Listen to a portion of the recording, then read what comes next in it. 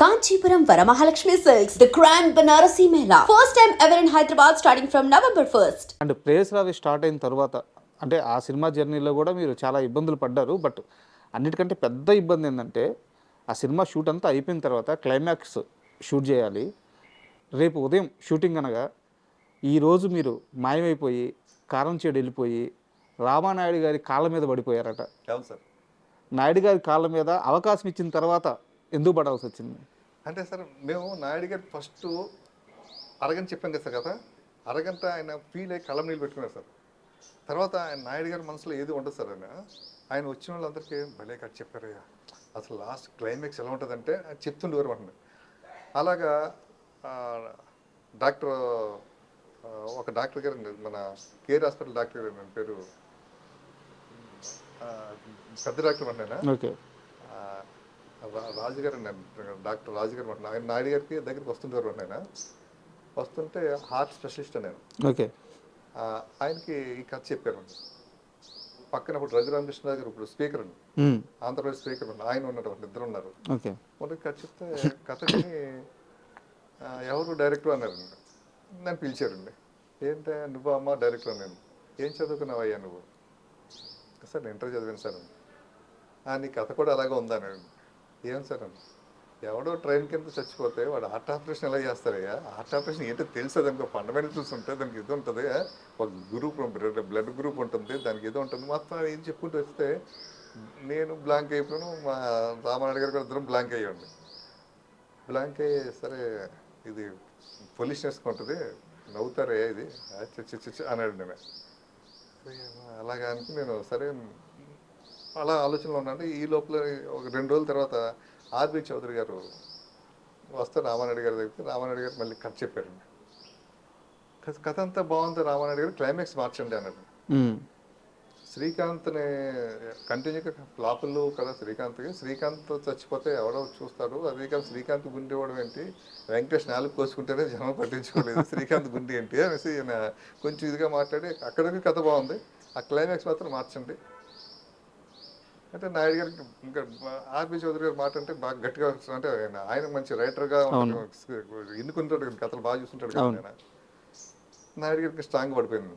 పిలిచినాక మహేష్ మనం అనుకున్నది కరెక్ట్ కాదనిపిస్తుంది, అది ఎవరు చెప్తే వాళ్ళందరూ నెగిటివ్గా చెప్తున్నారు, క్లైమాక్స్ మార్చండి అని. మాకు శివ ఈ సినిమాకి కూడా ఏంటంటే ఫస్ట్ క్లైమాక్స్ వేరండి. షూటింగ్ వెళ్ళే టైంకి షూటింగ్ ఒక 1 వీక్లో ఉంటుంది కనుక క్లైమాక్స్ మార్చేసామండి. ఆ క్లైమాక్స్ సినిమా ప్రాణం అయింది. అలా ఇప్పుడు నాయుడు గారు క్లైమాక్స్ మార్చుకుంటాం. సరే అయితే సార్ ఒక పని చేద్దాం సార్, క్లైమాక్స్ లాస్ట్లో పెట్టుకుంటాం సార్. ముందు ఇప్పుడు క్లైమాక్స్ గురించి ఆలోచిస్తుంటే మనం ఇంకొక 1 వీక్లో షూటింగ్ వెళ్తున్నాం, డేట్స్ అన్ని పోతాయి కదా సార్. యాసి కథ అంతే అదే కథ ఉంటుంది, క్లైమాక్స్ కూడా మార్చాలి కదా. శ్రీకాంత్ చచ్చిపోకూడదు, బతకాలి, ఆ సంఘాన్ని కలిపేసేయాలి, అంతే కదా సార్. దాన్ని ఆలోచిస్తాం సార్, కొత్తగా ఆలోచిస్తాం సార్. సరే అలాగని మేము షూటింగ్కి వెళ్ళిపోయాం సార్. ఆ ఎపిసోడ్ మాత్రం ఆ లాస్ట్ 2 డేస్ వరకు మాత్రం అలా పెండింగ్ పెట్టేసాం సార్. ఈ లోపల ఏంటంటే నా షూటింగ్ స్టార్ట్ అయిన ఒక 10 రోజులకి మా రామానాయుడు గారికి తెలుగుదేశం పార్టీ ఎంపీ సీట్ ఇచ్చారు. ఇంక ఎంపీ సీట్ రాగానే ఇంకా ఆయన వాళ్ళ కాన్స్టిట్యున్సీకి వెళ్ళడం, ఇంకా తిరగడం, ఇంకా హడావుళ్ళు ఉండేవారండి. ఇంకా మా షూటింగ్ అయిపోతుంటుంది. ఇంకా క్లైమాక్స్ ఒకటే తీయాలండి. ఆ క్లైమాక్స్ తీయడానికి రైల్వే స్టేషన్ పర్మిషన్ ఎన్ని కావాలి అంటే నేను అనుకున్న క్లైమాక్స్ కండి. అవును, ఫస్ట్ మేము రామానాయుడు గారు అంతా ఓకే ఇస్తాం క్లైమాక్స్ కండి. బట్ ఇక్కడ ఏంటంటే క్లైమాక్స్ వేరే క్లైమాక్స్ కావాలండి. ఇంకా నాకు ఎవరు పడతారు క్లైమాక్స్ రెడీ అయిందా నాయుడు గారు అడుగుతున్నారు, ఆ క్లైమాక్స్ లేదు కదా అది ఇది అని. సరే నేను నాయుడు గారితో మాట్లాడతానులే అని రేపు షూటింగ్ అండి.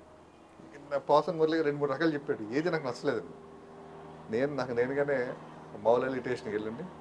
ఆ స్టేషన్లో అప్పుడు నాగేశ్వరరావు గారు ఉండేవాడు స్టేషన్ మాస్టర్. ఓకే, ఆయన నేను పరిచయం చేసుకుని సార్ ఇలాగే సార్ ఇది విధంగా సినిమా సార్, ఒక హాఫ్ డే షూటింగ్ ట్రాక్ పక్కన చేసుకుంటారు సార్, మీకు ఎవరికి డిస్టర్బెన్స్ ఉంటుంది సార్. మా రామానాయుడు గారు లొకేషన్ అక్కడికి వెళ్ళారు సార్, క్యాన్వర్సింగ్కి వెళ్ళారు సార్. ఆయన ఇప్పుడు పర్మిషన్ నాకు కష్టమైపోతుంది కదా సార్. అంటే మీకు ఏ ఇబ్బంది లేకపోతే ఎవరికి ఇదవ్వదు కదా, ఎవరు సార్ మేము మీకు నాది భరోసా సార్. కానీ ఏదో పాపం ఆయన బతిమాలితే సార్ చేసుకుని నేను చెప్తాను అన్నాడు.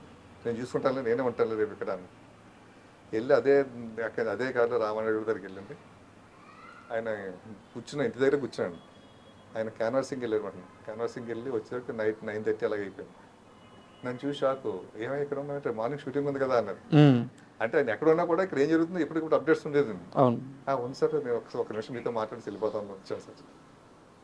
నేను లాస్ట్ కార్యకర్తలు అంతా అందరికీ లోపలికి వెళ్ళి ఏంటి అంటే లోపలికి వెళ్తాను సార్. రూమ్లోకి వెళ్ళి డోర్ వేసేసి కాల్ మీద పట్టాను. పడిపోయి ఏంటి అని సార్ నేను ఎవరో మీకు తెలియదు సార్, నన్ను మీ సంస్థలో అసిస్టెంట్గా పెట్టుకున్నారు, నాకు ప్రోత్సాహం ఇచ్చారు, నన్ను డైరెక్టర్ కూడా చేశారు, మీకు ఫస్ట్ ఏం చెప్పామో అది మీరు ఫస్ట్ ఇంప్రెస్ చాలా ఫీల్ అయ్యారు, మధ్యలో ఎవరెవరో ఏదో అన్నారని చెప్పేసి మీరు అది మార్చమన్నారు, దాన్ని మించి క్లైమాక్స్ నాకు రావట్లేదు సార్. పోసన్ మురళి గారు ఇదో చెప్పాడు, పోసన్ మురళి గారు ఎన్ని చెప్పినా నాకు ఎక్కట్లేదు సార్. ఈ ఒక్క అవకాశం సార్, నేను మీరు అనుకున్న దానికన్నా 4-5 రోజులు ముందే తీసిన సినిమాని, షెడ్యూల్గా మనం వేసుకున్న డేట్స్ కన్నా ఎక్కువ అయింది. 1-2 రోజులు నాకు కేటాయించండి, ఒక్క రోజు సార్, నాకు 2 రోజులు కూడా ఒక్క రోజు ఇవ్వండి సార్, నేను తీసి పెడతాను సార్. ఈ క్లైమాక్స్ నచ్చలేదు అనుకోండి సార్, మీరు చెప్పిన వేరే క్లైమాక్స్ చేద్దాం సార్. ఒక్క అవకాశం సార్ ఇది. వన్ డే మనం రోడ్ బ్యాగ్ వస్తే షూటింగ్ చేస్తుండగా ఏదో వర్షం వచ్చి అప్సెట్ అయింది అనుకోండి సార్, అంటే ఇంకా నాయన గారు ఇదంతా కాళ్ళ మీద పడి అడుగుతున్నారు. కింద కాలు మీద పడిపోయి లేచి ఇంకా తన ఇలా పెట్టేసండి, ఇలాగే ఉన్నాండి. అంటే ఇంకా ఆయన ఆలోచించి అదే టైంకి ప్రవీణ్ అని మేనేజర్ ఫోన్ చేశాడు మన నాయుడు గారికి. సార్ డైరెక్టర్ ఏమైపోయాడో తెలియదు సార్, అప్పుడు నాకు మొబైల్ లేదండి. లేదు ఇంట్లో లేడు, ఎక్కడికి లేడు, రేపు మార్నింగ్ షూటింగ్, ఏం చెప్పాలో తెలియట్లేదు, టైం చూస్తే 9:30 అయ్యింది, మరి ఏం చెప్పమంటారు సార్, క్యాన్సిల్ చేయమంటారు సార్, ఏంటి సార్. ఎక్కడ ఉన్నాడు మహేష్, నా దగ్గర ఉన్నాడు, ఇక ఇతను ఏదో చెప్తున్నాడు, ఇంకా పెట్టేసండి షూటింగ్ రేపు పెట్టుకుని మహేష్ చెప్తున్నాడు కదా, అది ఫాలో అయిపోయినాను నేను. ఎంత అదే ఫోన్లో బాబు రేపు మార్నింగ్ షూటింగ్, మౌలలి షూటింగ్, అందరూ 6:30 కల్లా అక్కడికి వచ్చేసండి లొకేషన్కి అని చెప్పేసి, అంటే నేను ఇంకా ఆర్టిస్టులు సేమ్ సీన్స్ అంతే, ఇంక 2 ఏం మార్పు ఏం లేదు అని చెప్పి బయలుదేరి నేను కార్లో వచ్చేసి మౌలలి వచ్చేసి మార్నింగ్ 5కి వచ్చేసాను. వచ్చే స్టేషన్ దగ్గర అలా కూర్చొని అక్కడే స్నానం చేసి అక్కడే కూర్చునండి. ఈ లోపల యూనిట్లు వచ్చారు, ఇంకా ఆ విధంగా మేము.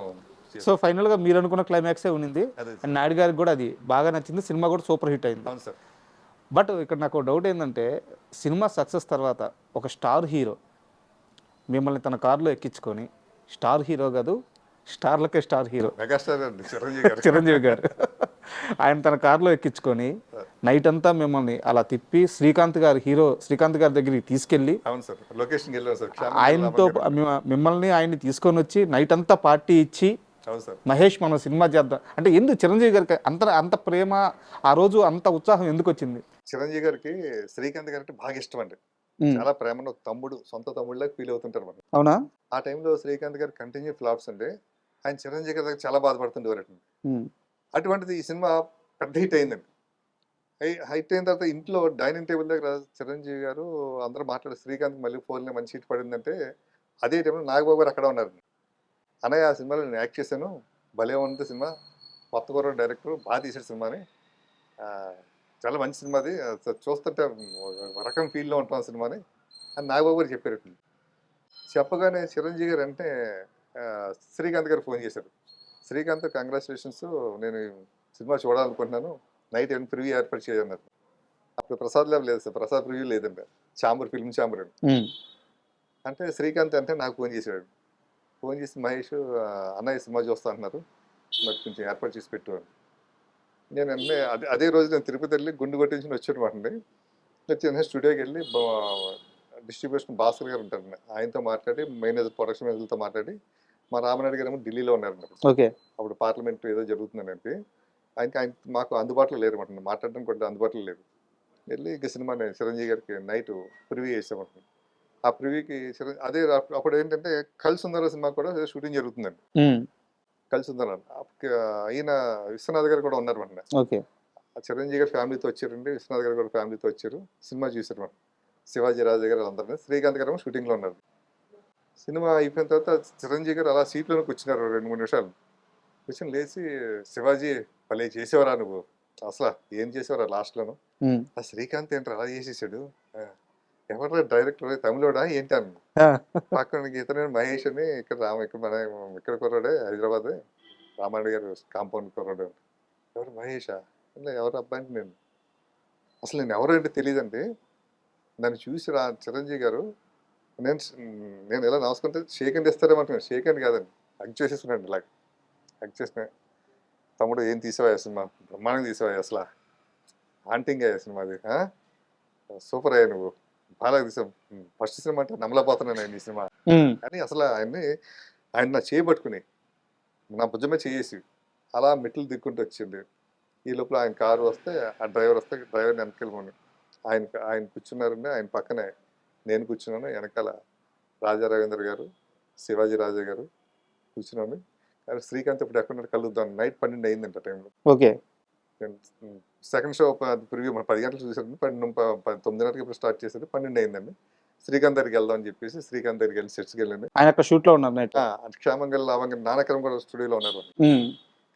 ఫిల్మ్ ఛాంబర్ నుంచి కారులో అక్కడికి వెళ్ళండి. వెనకాల ఇంకో కారు అయితే ఫాలో అవుతుంది. అక్కడికి గెలిచింది. శ్రీకాంత్ని అప్రిషియేట్ చేసింది. ఆ సెట్లో అప్పుడు ప్రకాష్ రాజ్ గారు, రాజేంద్ర ప్రసాద్ గారు వీళ్ళందరూ ఉన్నారు. వాళ్ళందరూ కూడా సినిమా గురించి మాట్లాడుకునండి. రండి అందరం మన ఇంటికి వెళ్దాం చెప్పి అందరినీ తీసుకొచ్చి ఇంటికి వచ్చారండి. ఓకే. ఇంటికి వచ్చి నైట్ అంతా కూర్చున్నామండి. ఇంకా అలాగా డిన్నర్ అన్నీ ఏర్పాటు చేశారు. ఆయన కూతురికి వచ్చి నాకు పెడుతుంటే తినవై వయసు తిని అంటుంటే నాకు అసలు అంటే నేను చిరంజీవి గారిని నేను చూస్తానా అంటే మేము చదువుకునే రోజుల్లో మేము కాలేజీలో ఉంటున్నప్పుడు కానీ ఆయన చూసి అలా తెరవే చూడటమే కదండి. అది ఎప్పుడో 1-2 సార్లు మా స్టూడియోలో షూటింగ్ జరుగుతుంటే చూసి అలా వెళ్ళిపోయేవాళ్ళు అంటారు. అంటే ఆయన కార్లో నుంచి వెళ్తుండేవారు పోతుండేవారు. అంటే రిక్షా వాడి సినిమా షూటింగ్ అయితే జరిగేదండి. అప్పుడు మేము వెళ్ళకూడదు కదండి. మేము స్టూడియోలో పనిచేస్తాం. మా వర్క్ మేములో ఉండాలి కదా. సెట్స్లోకి రామారెడ్డి గారికి ఏంటంటే ఎవరిదన్నా షూటింగ్ జరుగుతున్నప్పుడు అక్కడ మనం ఎవరైనా కనిపించకూడదండి. ఏం పని అంటారు నేను మీరు ఎవరు షూటింగ్ జరిగినా వెళ్ళి వెళ్ళడం కాదండి. అలా కార్లో చూడడం అటువంటిది నేను అభిమానించేది నేను అంటే అంటే ఏదో మామూలు అభిమానం కాదండి. నాకు కాదు మా ఫ్యామిలీ అందరికీ మా కుటుంబ మా అత్తగారి ఫ్యామిలీకి మొత్తం అందరికీ అందరు కూడా చిరంజీవి గారు ఊగిపోతాం మెగాస్టార్ ఊగిపోతుంటారు వాడిని.